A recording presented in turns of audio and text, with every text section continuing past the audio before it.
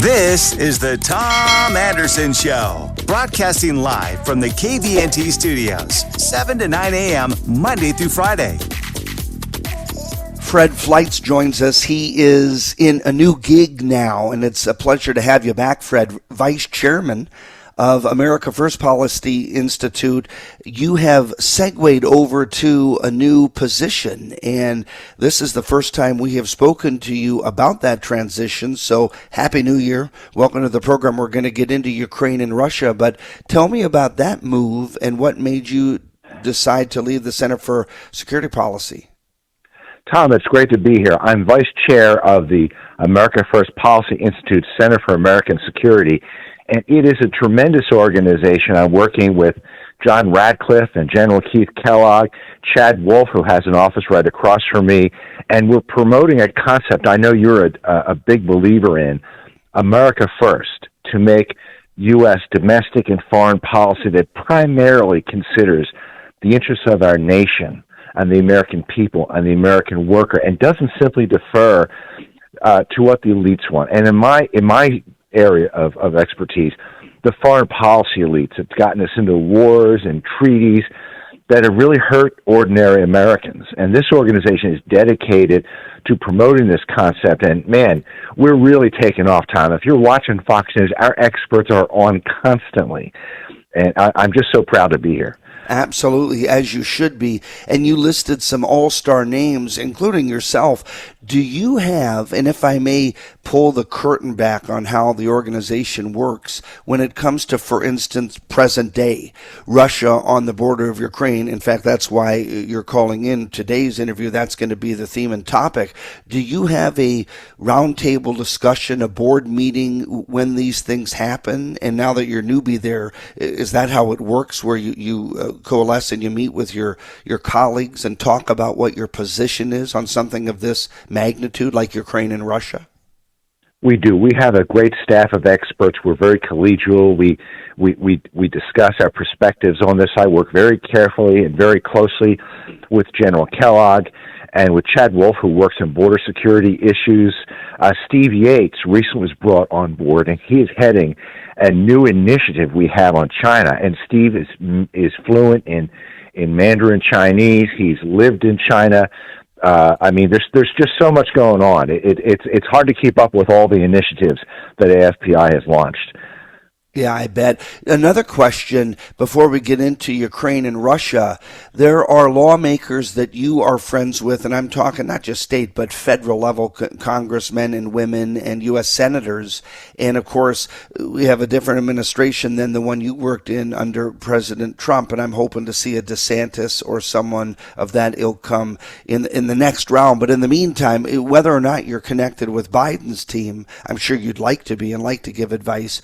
Do you work with congressional leaders more in this position now, and do they seek counsel from your institute? Well, I have to say I'm not linked with Biden's team, but I would give the Biden administration advice if they would listen to me. Sure. They need a lot of advice, Tom, on national security. Our nation is in trouble. You look at the disaster in Afghanistan, what's happening with Ukraine. The Biden administration can't make its mind up of whether there's an imminent threat or not. But I'm proud to say the FBI has a very close relationship with the Hill, and we give a lot of briefings and interact with members of Congress, and we're trying to help make good decisions, provide expert analysis and briefings.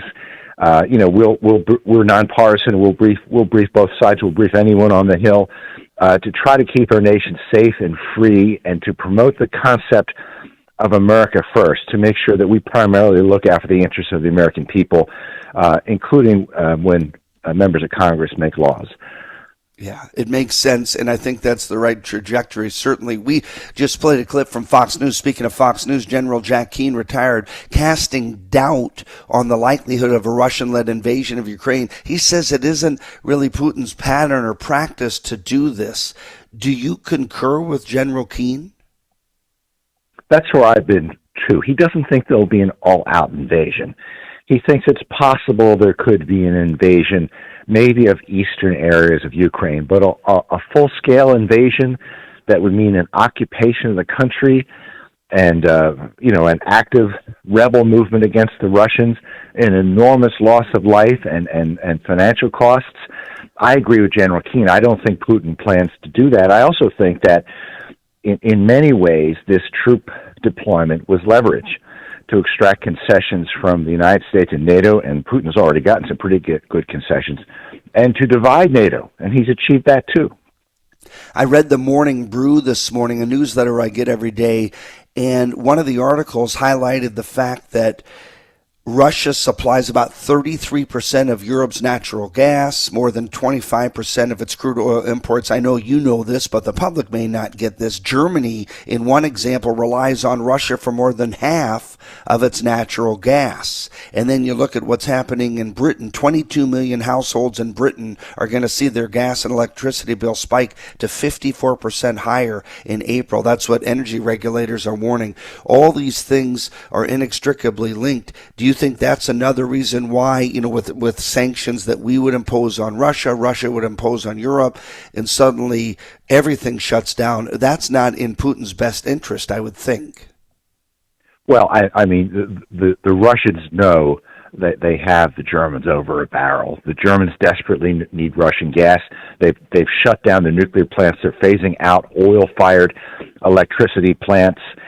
And you hear this talk by some people on TV, well, the U.S. can send liquefied natural gas to make up the energy deficit if we sanction Russia. That's just not possible, Tom. We have maxed out our capability of these shipments of liquefied natural gas, and it can't compare with a pipeline.